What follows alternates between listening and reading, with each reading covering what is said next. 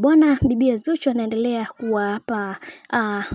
ameweza kuacha watu midomo wazi kutokana na hiki ambacho kinachoendelea kwa sasa, kwani ameonekana ni mtu mwenye amani na furaha katika maisha yake, na mara zote anatamani kuweza kuhakikisha kila kitu kinakwenda kuwa sawa, haijalishi watu wanamzungumzia kwa namna gani, na mara zote ameonekana ni mtu ambaye mwenye tabasamu kubwa na mwenye amani katika kila jambo ambalo analolipitia. Na leo hii tumeweza kuona baadhi ya watu wengi wamekuwa wakimdhihaki kwa maneno machafu, lakini bado aliendelea kusimama imara na kuhakikisha furaha yake inakuwa katika misingi na mikakati iliyo bora, japokuwa kuna wengi ambao waliweza kuzungumza mambo machafu na mabaya kwa upande wa bibi Zuchu, lakini kwa upande wake hakuweza kuangalia wao, bali aliangalia thamani yake kwa mume wake. Wengi wao walimdhihaki na kumwambia kwamba tulishajua kitambo kwamba wewe hautaweza kuzaa na bwana mkubwa Diamond Platnumz, lakini yote ya yote tunashukuru kwa sababu tunaamini hiki chote ni mipango ya Mwenyezi Mungu, na Mwenyezi Mungu aendelee kukupigania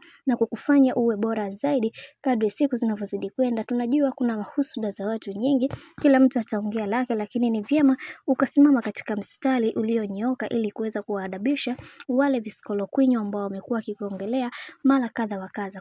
Kwa hicho ambacho kilichoweza kutokea, wengi wao wameweza kufunguka vingi na kusema ya kwamba